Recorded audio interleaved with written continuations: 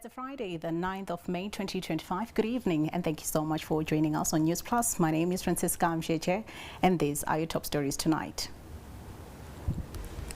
President Mnangagwa has challenged Zimbabwean students learning at foreign universities to bring home new ideas that will help accelerate the country's modernization and development agenda.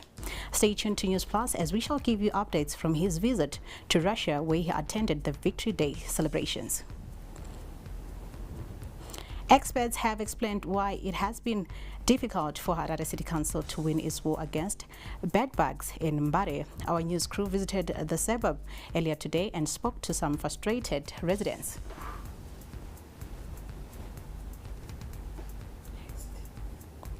Now in news in great detail.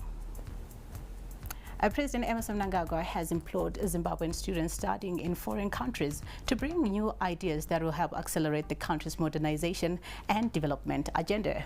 President Mnangagwa said this while addressing Zimbabwean students studying in Russia. The president met the students after gracing Russia's 80th Victory Day anniversary celebrations. He was among about 30 heads of state who attended the celebrations. The president arrived in Moscow on Thursday for this majestic event, widely regarded as Russia's most important secular holiday. Victory Day marks the formal surrender of Nazi Germany to the Soviet Union in World War II, known as the Great Patriotic War in Russia. Our business correspondent Eben Mabunda joins us live to look at trade between Zimbabwe and Russia. Good evening, Eben, and thank you so much for joining us on Newsplus. Good evening. Well, you'll find that the value of the trade between the two countries is at $80 million, peaking in 2023, where it is that Zimbabwe imported goods worth $172 million from Russia, from a low of $12.5 million in 2020, of course, as the COVID affected the trade between the two countries. Now, to speak in terms of what it is that Zimbabwe has been importing, this would have industrial equipment, fertilizers, different forms of fertilizers. Then, of course, in 2023, this was on the back of imports of aircraft as well as military equipment that was sourced from Russia. Now, when we turn on to the exports front, Zimbabwe has predominantly exported tobacco substitutes, as well as other horticultural products, where it is that the value of these exports has struggled to go beyond the $5 million threshold, an indication of just how there is vast potential that Zimbabwe could actually explore where that particular market is concerned. The millions of people that Russia has present a market that Zimbabwe can actually feed a huge chunk of its horticultural products, of course, and an indication of the potential growth between these two countries. Thank you, Eben, for those insights. Moving on with our stories, on Thursday, thousands are gathered in St. Peter's Square, Italy, to witness the announcement of a new Pope, Pope Leo XIV.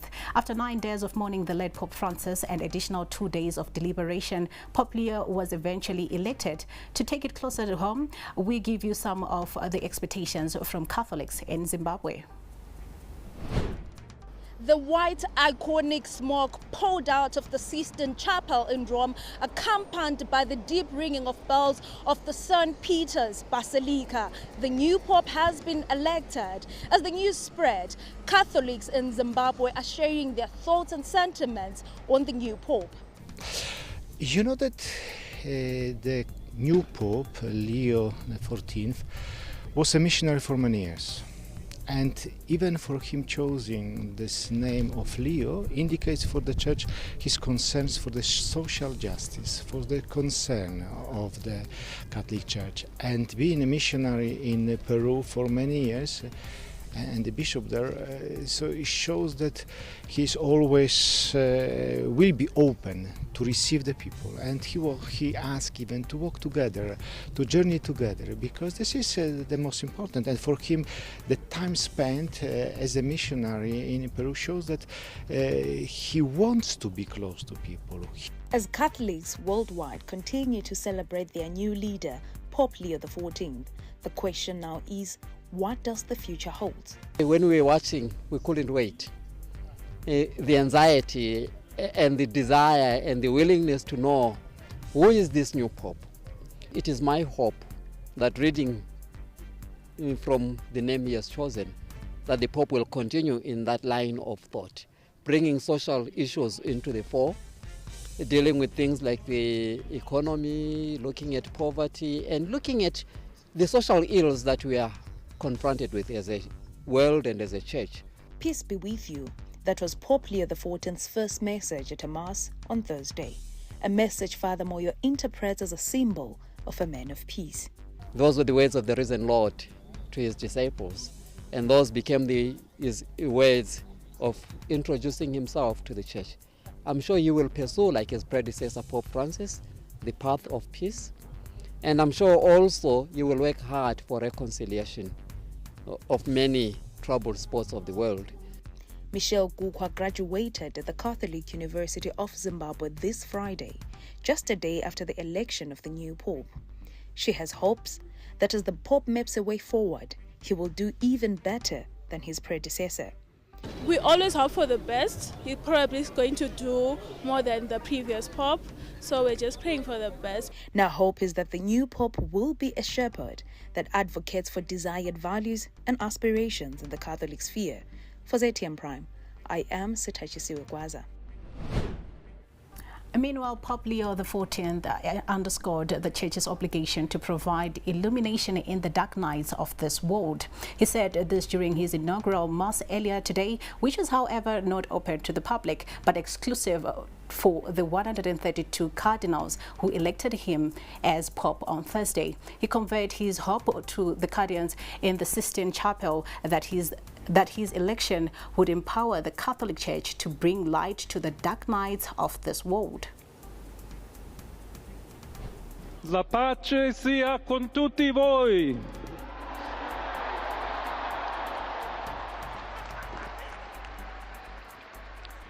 Fratelli, sorelle carissimi, questo è il primo saluto del Cristo risorto, il buon pastore che ha dato la vita per il gregge di Dio.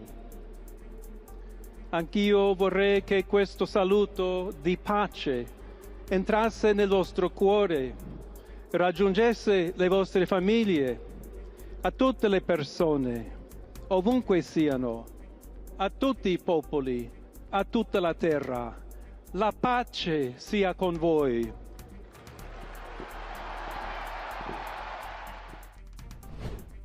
Back in Harare, fumigation efforts in Mbare to eradicate a bedbug infestation have brought temporary relief to residents. However, experts warn that the process is far from over and more challenges need to be addressed to ensure the effective elimination of the pests. Wadzanai Sole has the details. Residents of Mbare have been closely monitoring the progress of bedbugs fumigation efforts, which have brought temporary relief to the area. Vatombuchinja mushonga vanyatospreya zvakasimba daiclofos ndo yatospreya nayo lafiti vanhu vanenge vari kuwanza mvura pamwe mushonga wacho nenyaya yekuti vanogona kuisa kanonzika chii kavharo 1 kemushonga wose kana 5 liters yemvura kana 10 liters saka wospreya dzimba 4-5 hazvisi kubatsira nenyaya yekuti tiri kutorumwa zvamaimanje hapana dzatowedzera kutobuda chaito vana vasikurara ipapa ndatofamba nako vanhu vatondiseka makuseni anaya ndinako pahembi zvino pakati pese apa nzedza toita hasha toda kuramba dziri tekiteki vakaspreya sondo rinouya wospreya sondo rinouya wospreya sondo ndofunga dzingambodini zvino vakange vaenda kana dzodzoka ipapa handiti dzatouya dzaberekana. According to experts, the key to effectively eliminating bed bugs lies in the science behind their eradication. The Ministry of Health and entomologists recommend a 3-stage spraying process with a 7 to 10 day interval lasting for at least 4 weeks under optimal temperatures and preparation conditions. And this process involves killing bed bug adults and eggs that may hatch later, followed by 2 or more doses to ensure permanent sterilization. So the questions around the science behind bed bugs are, why are these bugs resisting the chemicals if all procedures were followed? Had the insects actually reached their population threshold for effective chemical control purposes? When the eggs hatch, there is a nymph. These are the small bedbugs, and those ones can survive for up to 2 months without eating. And you know, they only survive on human blood, so they can survive for 2 months. Then the bedbugs, full grown, they can survive for 6 months without feeding. And during the winter, they get into a dormant state where they can survive for 1 year without having a human blood. So you see that they are these are very, very resilient creatures. Our first round, only 67% of rooms were sprayed. And what does it mean? If you look at it, we haven't done anything. Ministry of Local Government says they will wrap up the final stages of fumigation that will completely deal with the bedbugs by 30 May 2025, as they have managed to spray about 90% so far. You know, the National Command Center, which we established during COVID-19, we reactivated that command center, and there are about 25 students from the Zimbabwe National Defense University and other universities, and we have about 60 whom we have seconded to the city to do the spraying. So I'm sure right now we are above 90%. In line with Operation Hygiene, the importance of community responsibility and cooperation has been emphasized. Residents who fail to comply with the fumigation process will face consequences. The tents will comply with the court order and will work with government to invest in terms of maybe maintaining the infrastructure that in this day and age, if you mess something, you clean it up. Yeah, sure.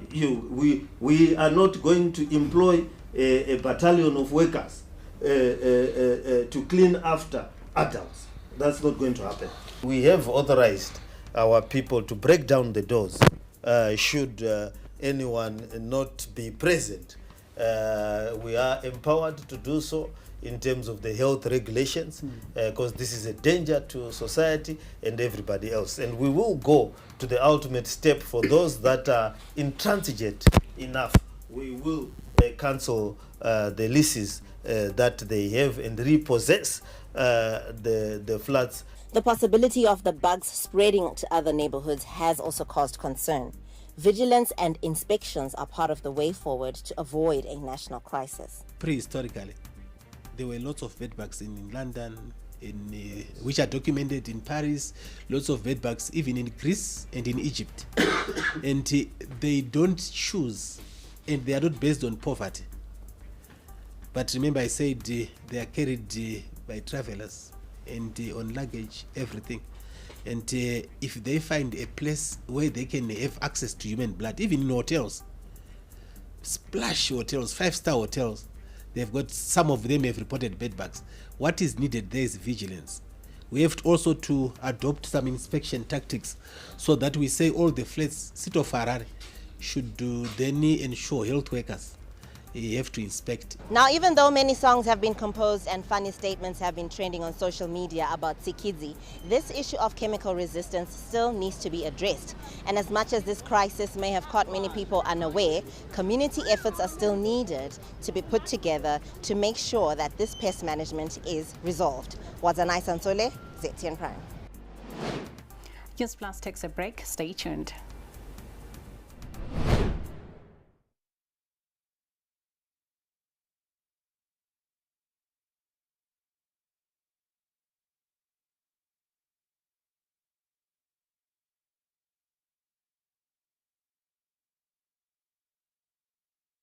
In a land where traditions run deep, where the soil holds the secrets of generations, and where dreams are sown alongside seeds, a new generation emerges.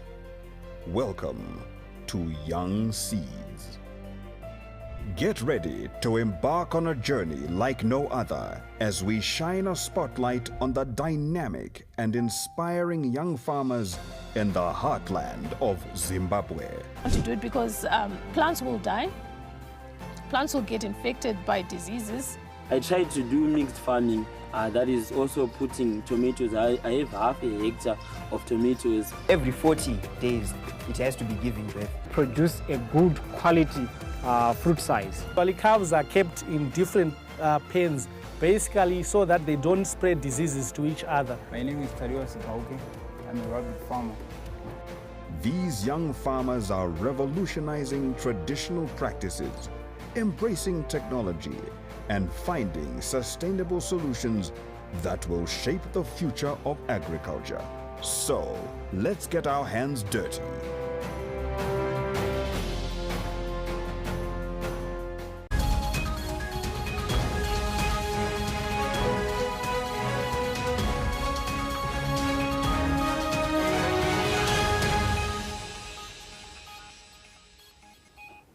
Welcome back and thank you for staying with us.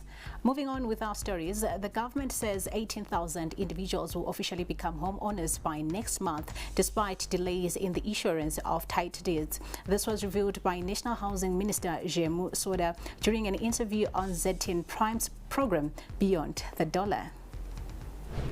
In a move to empower homeowners and give them full rights to their properties, the government of Zimbabwe launched a title deeds program in 2023. The program has been rolled out in different suburbs around the country, including Epworth, Gimboki in Mutare, Chitungwiza and Southly Park. The target was to issue 11,000 title deeds in the first year, but the target was later increased to 18,000 in 2024.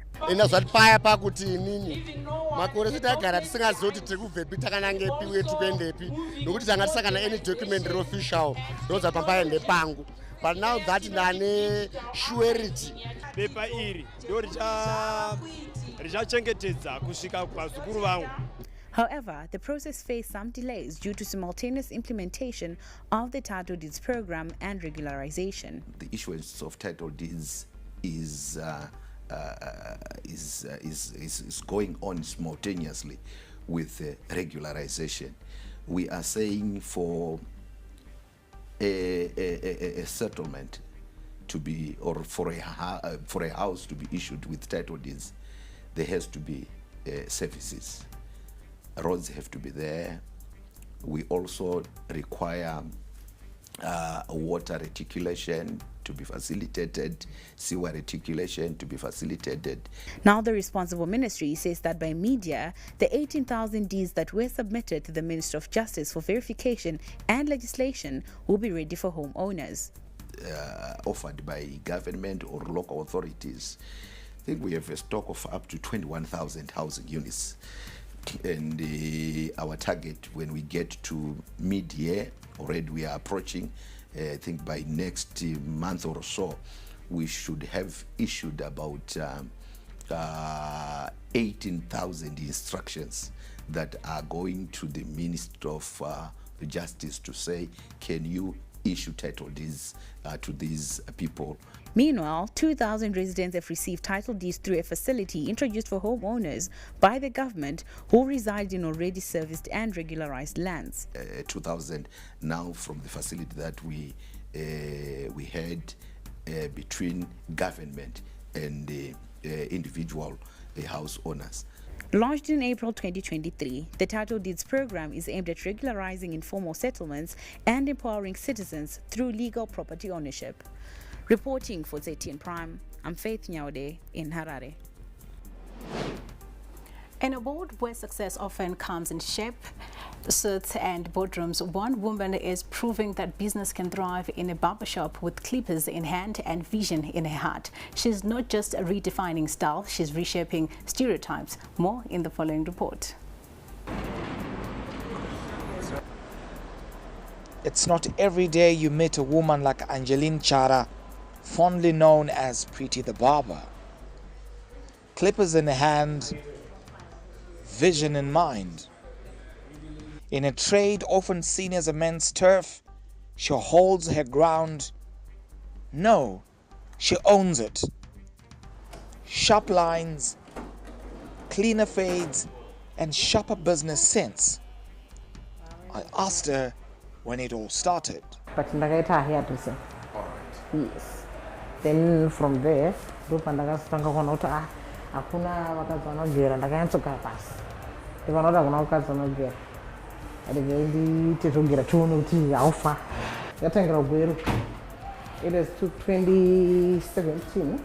She moves with the rhythm of experience, clippers gliding, focused eyes in the mirror. But behind her skill is a story of grit, not just about scissors and blades, but sacrifice and bold steps. I ask what kept her going when people doubted her. Machallenges ndo akawandisa. Ndakatoshinga kuti unoda kuzodaizoka. Ndakatoshinga. Varume chaiwo nyango ukatomuchina hayi. Yenda ugere uzvezve kuti muwa atondira ugere obva kuti uyai.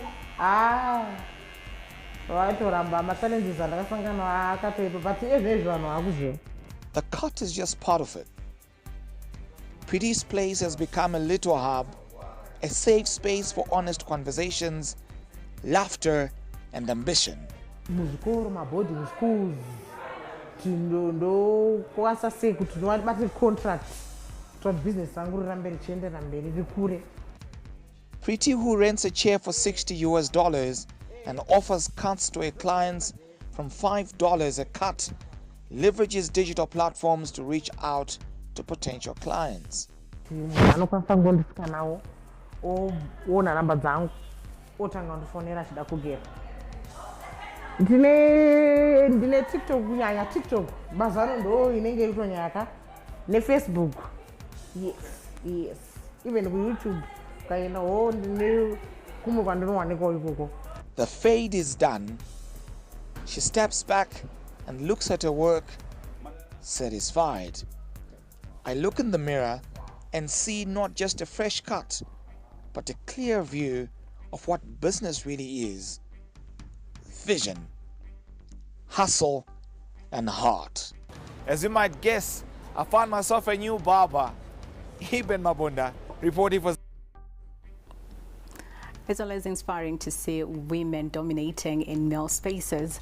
Moving on with our stories, Hurungwe district in Mashonaland West Province is targeting to plant 2.7 hectares of winter wheat, which accounts for 11% of the province's target.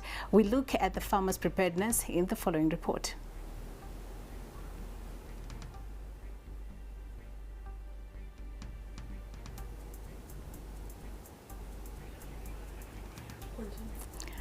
Well, moving on with our stories, still with the resilience ignited by community action and sustainable innovation is now transforming lives through farming in Honde Valley. Our reporter Thesis Shambare visited the area and filed this report. For Elizabeth, the end of her marriage was just the beginning of a fight for her future. A fight echoed by many women here in Mutasa district, where gender-based violence remains a critical concern. Nini ndiri munhukadzi ane 33 years ndine vana vangu 4. Ndaive ndakarurwa sizvo chindiri papedu takaita divorce. Saka ndakafarira chirongwa ichi. According to statistics from the Ministry of Women Affairs, Mutasa district recorded over 1,000 gender-based violence and early marriage cases during the first quarter of the year. But community leaders are fighting back, laying a crucial foundation for change. Engage the police, women affairs, TSD, ukienda kwa polisi. Wamutototera. Kunotoroti mwana ngatodzoke kumba. Vanotorwa kubamba njengesa, bethro njengesa zodi, but on the ground every village had antoterera kuti munhu make sure mwanadi adzoswa. Complementing these efforts are individuals like Excellence Mbona, a teacher championing sustainable agriculture. His innovative farming is becoming a lifeline.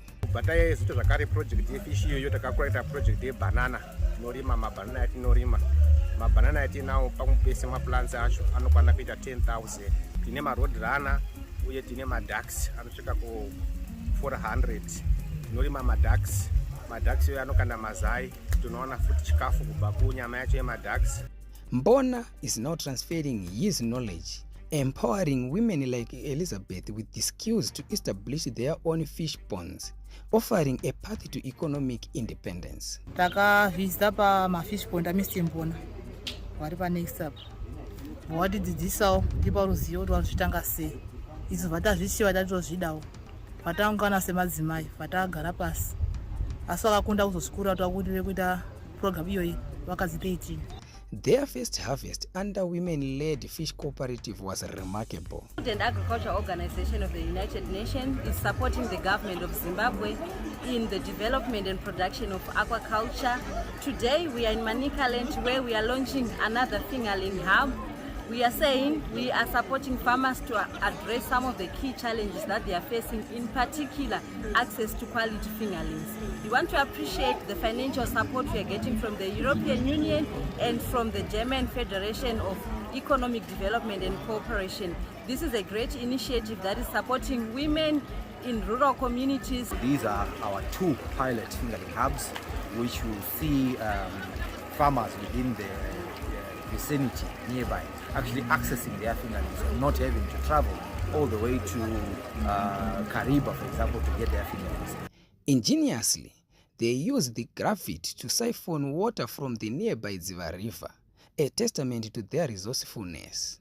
When the government launched the Food and Agriculture Organization's Fish for ACP program, the group seized the opportunity to expand their enterprise. Samai inini baba wakaenda kunomwa wawawo asi vanosvika inini mainda kwanisa kutenga muriwo kuti vana vaje saka zvaderedza kubva patatanga chirongwa ichi katika tine zvatinobata mishonga ishoma tinoona nguva zhinji tetu basa saka tizowani kakavara kungave kanganisana nevamwe munharaunda toita kuumba kuti tiite chinhu chokuti tidzisewo vana vedu. This state-of-the-art facility, a direct result of this collaboration, is managed by the women themselves, a powerful symbol of their collective strength and a catalyst for regional prosperity. From the depths of personal struggle, a powerful story of resilience and community-driven change is unfolding, bringing not just economic empowerment, but also a renewed hope. One fish pond at a time, a brighter future is being cultivated. Reporting for ZTN Prime in Honde Valley, I'm Theseus Shambare.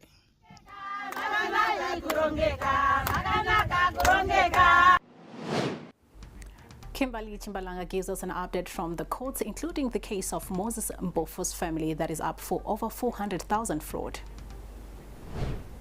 Businessman Moses Mpofu, his wife Novu Kosi, and his brother Vusimuzi have appeared in court facing fraud charges involving $415,290 linked to the Mbare Biogas project.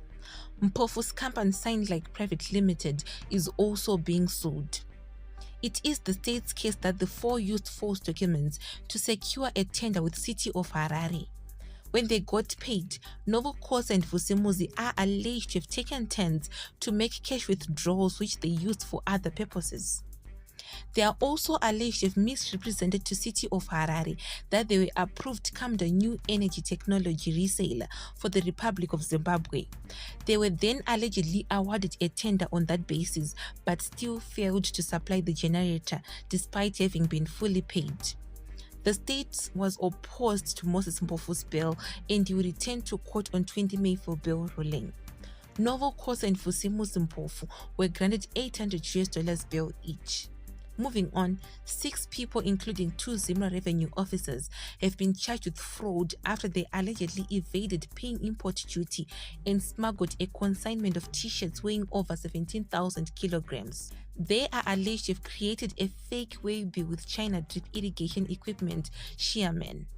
They allegedly misrepresented the consignment to be drip irrigation for agriculture, knowing fully well that agricultural equipment is wholly exempted from paying import duty in Zimbabwe. The state opposed the bill and they will return to court on 13 May for ruling. Still at the courts, 9 women who were arrested over the weekend for advertising massage and sexual services on social media have been fined $30 each. Magistrate Winfield Tiatara sentenced them to a wholly suspended 3 months imprisonment on condition that they do not commit a similar offense in the next 5 years. When she was handing down the sentence, she stated that she is considering that all the 9 women are youthful offenders and that even though they were trying to fend for themselves, they are all able-bodied and should find something better. They were given up to 14 May to pay the fine. For ZTN Prime, I'm Kimberly Chimbalanga in Harare. Newsplus will be back with more stories from around the world.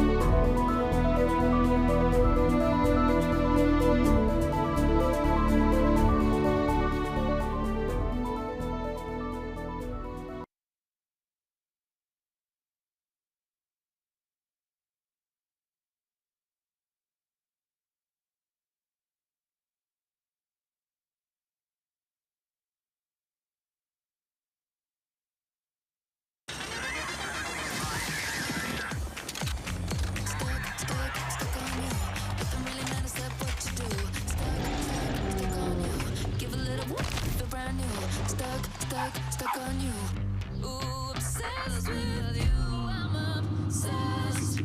With Showmax, your favorite characters now follow you anywhere. Download it today and watch the best in local, international, and everything in between.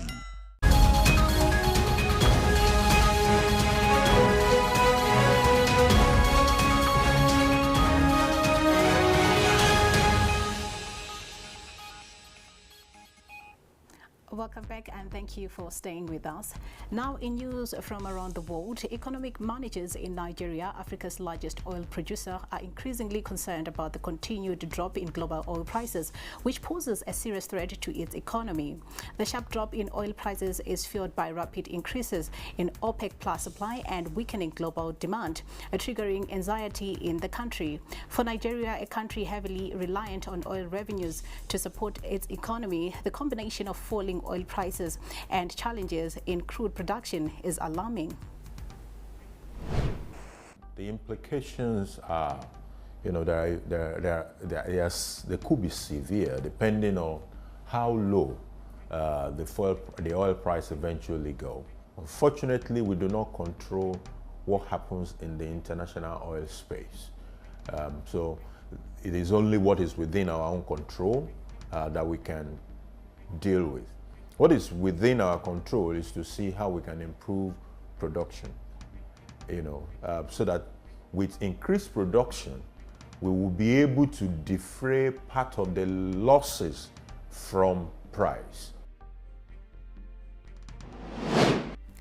Serbians and Chinese officials gathered at the site of the bombed former Chinese embassy in the Federal Republic of Yugoslavia in Belgrade to mark the 26th anniversary of the killing of 3 Chinese journalists in the 1999 North Atlantic Treaty Organization NATO aggression on Yugoslavia. The NATO bombing of Yugoslavia started on March 24, 1999. Over the course of 78 days, 2,500 people were killed and thousands of others were wounded, while 25,000 homes and a third of the country's energy sector were destroyed, often by illegal weapons such as cluster bombs and depleted uranium warheads. 中国愿同包括塞尔维亚在内所有热爱和平的国家和人民一道，共同铭记历史，坚定捍卫以联合国为核心的国际体系，以国际法为基础的国际秩序，旗帜鲜明地反对单边主义和霸凌行径，维护多边贸易体制，捍卫国际公平正义，共建持久和平、共同繁荣的世界，迈向人类命运共同体的美好未来。 Moving on with our stories, Chinese manufacturer Soton Daily Necessities, a leading straw producer which has found itself at the center of a trade war between China and the United States, triggered by the U.S. abuse of tariffs, says the U.S. tariff policy is a typical example of trade bullying that disrupts global industrial chains. Drinking straws are among the hundreds of billions of dollars worth of goods shipped from China each year to stock American supermarkets and the U.S. Tariff policy has put the straw supply chain at the risk. The company based in EU, China's small commodities hub, has seen American clients abruptly cancel and then revive orders after new US tariffs exceeding 100% took effect last month. 但是我们不能排除说这些的产业，不存在着说国外永远都生产不了。如果说我们一直还是保持那么高的，如果说美国专门还是针对中国征收那么高的这种关税，那这种产业链的这种转移，那一定是肯定的。The Israeli Defense Forces IDF has continued its airstrikes across multiple areas of the Gaza Strip, resulting in more than 10 deaths of Palestinian civilians, including children, while the Islamic resistance movement Hamas reported intense clashes with the Israeli military. Over the past 72 hours, the Israeli military struck more than 150 targets in Gaza, including the sites where armed personnel were gathering. The buildings used by militant groups and other infrastructure. An Israeli airstrike targeted a store in the Nusayrat refugee camp in central Gaza, claiming the lives of 4 people, including 2 young girls, and injuring at least 27 more. Business news up next. Stay tuned. The National Social Security Authority, NASA, will be conducting a nationwide compliance blitz from Monday 5 May to Friday 16 May 2025. During this period, NASA compliance inspectors will carry out door-to-door inspections to ensure that all employers are complying with the provisions of the NASA Act, Chapter 17-04. NASA inspectors will be identifiable by their NASA identity cards and will be using NASA-branded vehicles. Employers and employees are urged to settle any outstanding contributions or make payments arrangements with your nearest NASA regional offices. Submit all outstanding monthly P4 returns dating back to January 2022. Update employee records via the NASA self-service portal www.selfservice.nasa.org.zw. If you encounter any suspicious requests or conduct during this exercise, please report them immediately to Mr. Edmund Kaseke, Miss Itai Chikweche. Be a NASA hero. Keep your NASA contributions up to date. Didn't graduate? I guess I blew it. You couldn't advise him anything. He would just look at you and say, so who do you think you are? We were just like really spoilt. And then they just give me the receipt and I'd pay. That guy walks in one day and then he says that he wants to make a movie. He was blowing the money. There was just like this habit that he had where as soon as he got money, it was gone. I just didn't have the skills or the experience. This money, I could see it disappear so fast.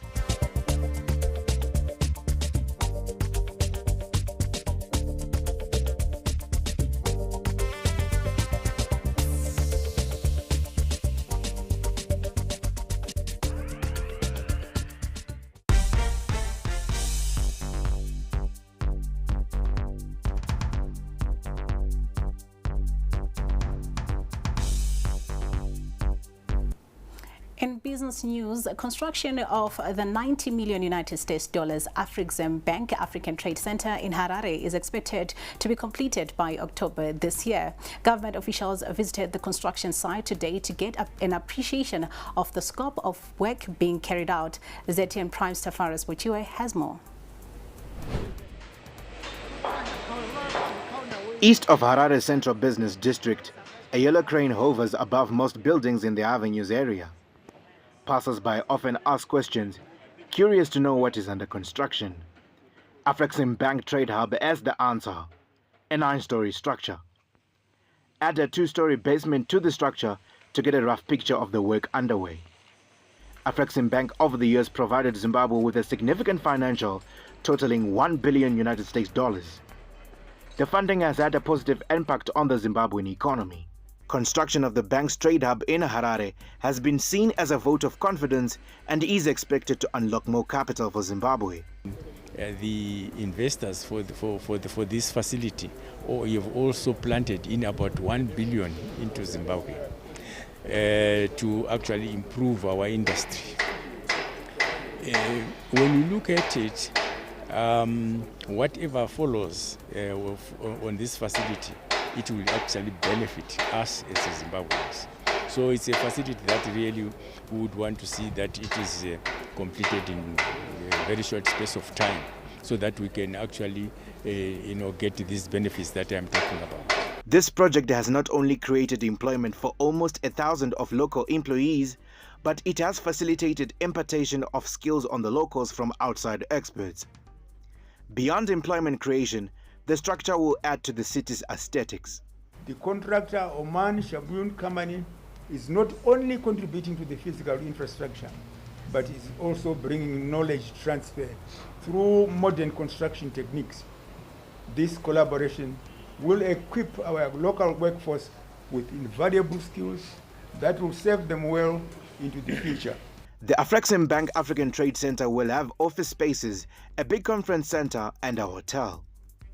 This facility will augment premier accommodation in Zimbabwe's capital, as it is expected to have a 5-star rating. This is one of the, we've seen an increase in the premier rooms, hotels within Harare. I mean, we can talk of the Rainbow, Hyatt, the Holiday Inns, and now we're talking about this Onomo Hotel, which will be, 5-star. So I think we've got a very good room portfolio coming up, and of course the conference facilities that are coming through, because MICE is a very important part of our business, and especially for city hotels, and there was a deficit in terms of conferencing facilities. The hotel will have 119 rooms, some suites, and a presidential suite, creating 400 jobs. The Sunshine City will have more capacity to host visitors, and expectations are that the conference center will attract potential clients not only in Zimbabwe but the region. Local workers have testified about their learning experience during the discourse of the project. Skills were imparted, locals were equipped, and they are ready for more. So for me, I'm young, I haven't been here, I've never seen a huge project like this one before, and as it is, I'm learning from it, I'm taking away from it how to manage, how to undertake and complete. The building project started in 2022 and is expected to be complete by October this year. The 92 million Afrexim Bank African Trade Center will house office spaces, a conference center, and Onomo Hotel. The project, expected to be complete by October this year, will augment accommodation in Harare and simultaneously create employment opportunities. Tavaras Mochiwe for ZTN Prime in Harare. The berries subsector continues to lead in the renaissance of the horticulture industry, with a 351% surge in export earnings from $11 million in 2020 to $50 million in 2024. Statistics revealed by the National Trade Development and Promotion Organization of Zimbabwe, Zimtrade, from TradeMap 2025 show that the country's earnings from berry exports surged from 11,124 million in 2020 to 50,137 million last year. The berries classification consists of cranberry, mulberry, blueberry, strawberry, and raspberry. We spoke to financial analyst Tapiwanashe Kusereka, who highlighted the significance of the upward trend. It's so exciting to receive such meaningful and economically significant news from one of our sectors in Zimbabwe. Specifically, which is agricultural sector, and mainly the subsector of horticulture and blueberry industry, as statistics released by Zimtrade recently. It shows that the blueberry industry, in terms of revenue growth or earnings growth, it experienced an exponential growth between 2020 and 2024. In terms of absolute figures, we saw that an increase of more than 38 million between 2020 and 2024, from 11 million to 50 million, which is quite a huge figure in terms of contribution both to the entire economy and to the horticulture industry. And it's quite pleasing given the state of our economy. Old Mutual's share price jumped over 8% on the Johannesburg Stock Exchange by Friday afternoon, following the group announcing the appointment of life insurance industry veteran Jurie Strydom as its new CEO. Strydom will officially assume the role on 1 June 2025. His appointment follows outgoing CEO Ian Williamson's decision to step down from the top job earlier this year. Old Mutual's board noted that Strydom's appointment comes after a rigorous and expedited process to find a replacement for Williamson. Airtel Africa has announced that it has inked a deal with SpaceX to bring Starlink's satellite-based internet services in the 14 markets it operates in on the continent. Under the new partnership, Starlink's high-speed, low-latency internet will be integrated into Airtel Africa's offerings. Starlink has already secured regulatory licenses in 9 of the countries where Airtel Africa operates, with applications pending in the remaining 5 countries. The deal reflects the increasing role of low Earth orbit LEO satellite networks in extending connectivity to regions where traditional infrastructure has proven either too costly or logistically unfeasible. Stand by for entertainment news up next.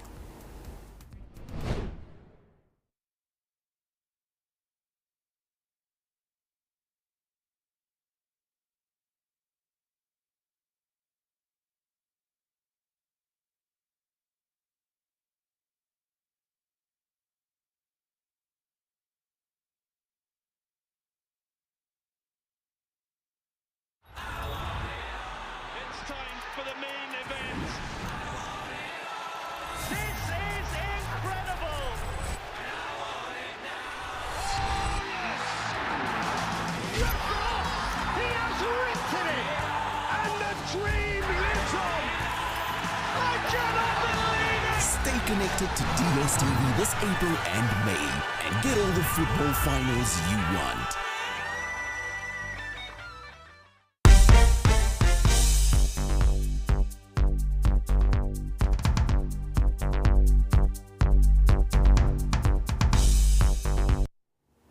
A fun-filled weekend is on the cards. We give you some of the events you should be looking forward to in today's Key Guide.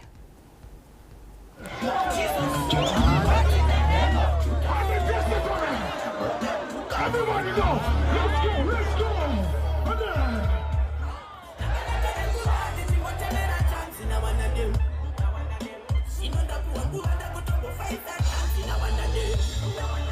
Harare will be saturated with high-profile events this weekend, with the 65th Castle Tankard horse race scheduled for Borodo Racecourse on Saturday, topping the bill.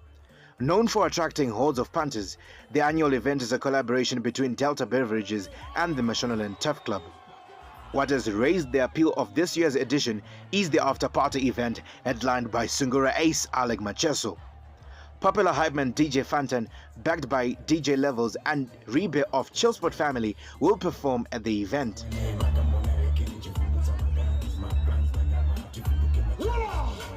The Harmonies of Expression exhibition at the National Gallery of Zimbabwe tomorrow will address climate change through various art forms. Organized by Unique Zimbabwe, it features artists like Evelyn Geriston, Kombo Chapika, Alessandra Nicola, alongside performances by Chef Chola, DJ Colors, and local musicians. The event runs from midday to 8 p.m.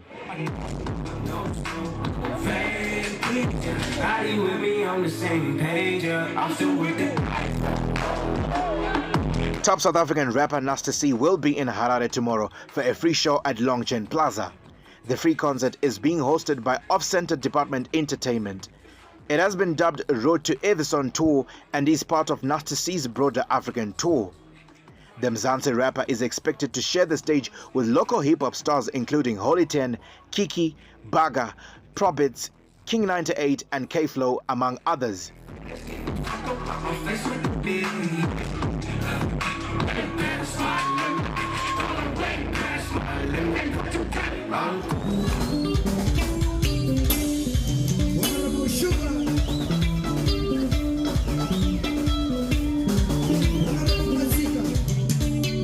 Dendera exponent Sulumani Chimbetu will celebrate the success of his 8th album at the Yard, formerly Bar Rogue, in Harare tonight. Utakataka Express heir apparent Peter Young Igwemoyo will usher revealers in Mvurwi, Mashonaland Central Province into a bright weekend of song and dance with a double bill featuring Alec Macheso.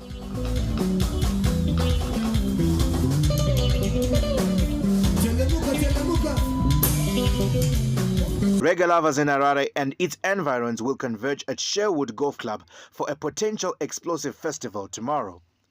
Dubbed the Reggae Brunch Festival, the festival will feature some of the household names in Zimbabwe, including Cello Culture, Manex Motsi, Merciless, Dino Mudondo, Satisfaction, Trinity Band, among others. It's surely going to be an exciting weekend. Stand by for sports news. Up next.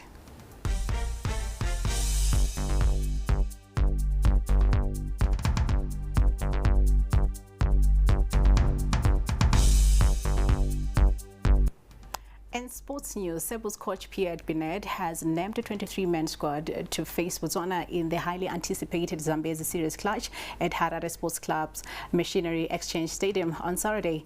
The encounter gets underway at 14:30 Central African Time. Dion Kumalo will lead the Sebus as captain for the first time, as regular skipper Hilton Mudariki will come off the bench as part of Coach Bennett's tactical impact. A player setup as part of Coach Benet's tactical impact player setup. This approach is designed to sustain the physical intensity which the Sebus displayed in their emphatic 70-15 victory over Zambia last weekend. We are joined live by former Harare Sports Club player Lance Chihande, now based in Poland, where he has also been keeping tabs on Zimbabwe's Europe best players. Good evening, Lance. Thank you so much for joining us on Newsplus. Now, we would like to know what are some of the exciting names in the Sebus team ahead of the Botswana challenge. An exciting clash it is versus Botswana over the weekend, with the young Dion Khumalo leading the side for the Sables. It's the first time we will see 33-year-old captain Hilton Ndariki coming off the bench and Dion leading the squad. But the most exciting player, I have to say, would be Shingi Katlere, coming back from the Sables, coming back to the Sables setup after 2 years of absenteeism.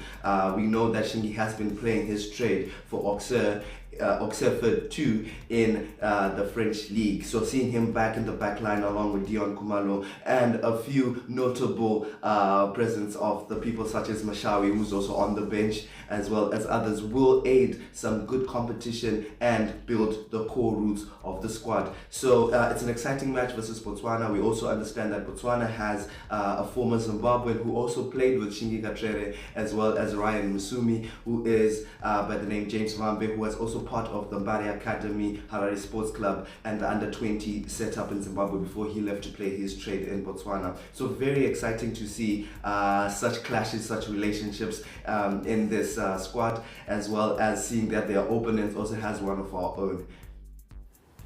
Lance, before we let you go, away from this match, what are the Sables' chances of qualifying for the 2027 Rugby World Cup in Australia when they play at the 2025 Rugby Africa Cup? The chances for the Sables to qualify for the Rugby World Cup are very high. We can see from the previous performance after their staggering win of 70-15 against Zambia was a good notable improvement from the last time they played them. We are the Rugby Africa champions, but also the other important thing is Coach Pete Bernard did this without some of his international players, his top stars. He didn't have Blythe Malesere, he didn't have the forever electric Mafura. But after they add all these other people that are not there, as well as Victor, into the squad, it will look like some decency and some good form will come into the Sable squad. They are on a good trajectory, but we believe that after this, adding more quality to what is already there, which seems to be a good core of players, we have a fair chance of performing well in the Rugby Africa and maybe qualifying for the World Cup and see the Sables lead Zimbabwe to their first World Cup after a lot of years, you know, since 1990. I think 1991 was the last time we were in the World Cup, if I'm not mistaken. So it's very, very interesting, and we can't wait to see what Test Rugby will do for us in the next weeks until we head for the Rugby Africa in July. Thank you, Lance, for joining us.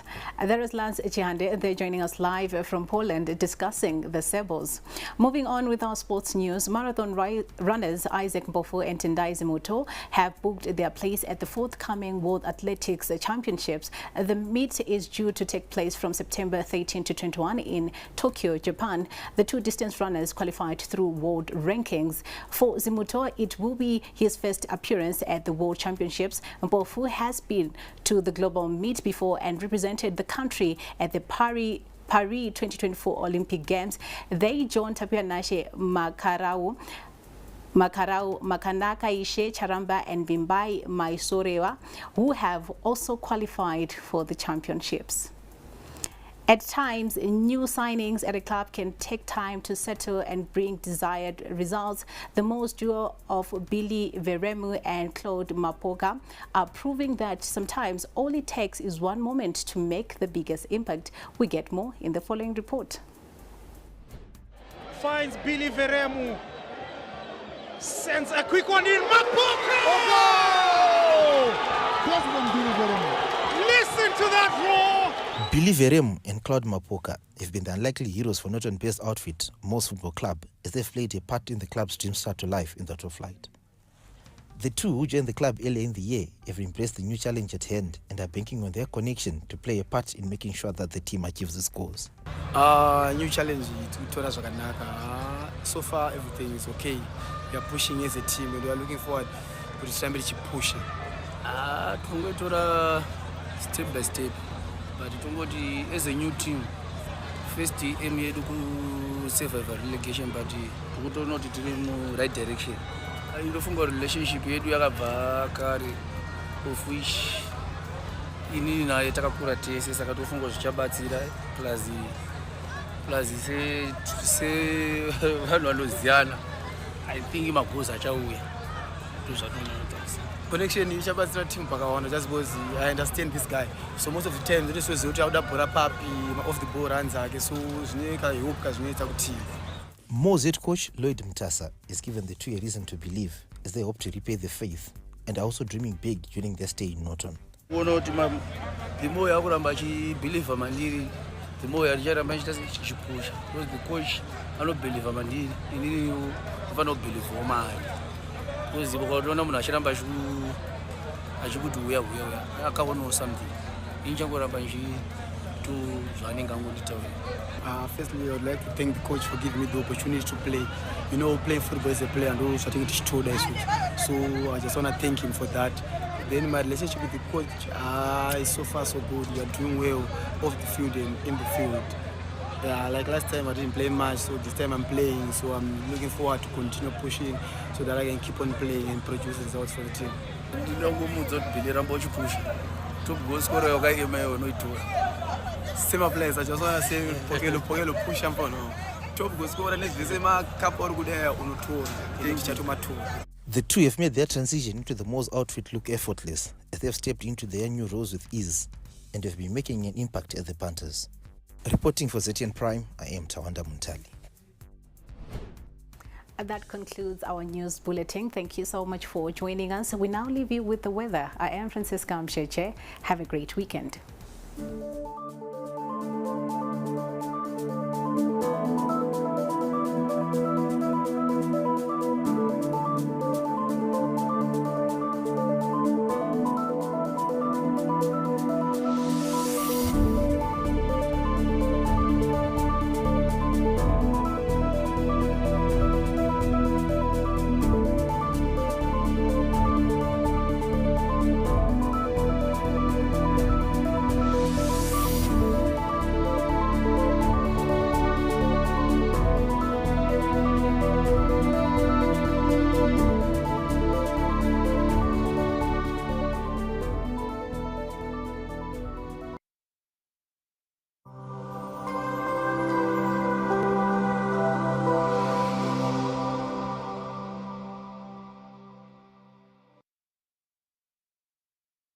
Didn't graduate? I guess I blew it.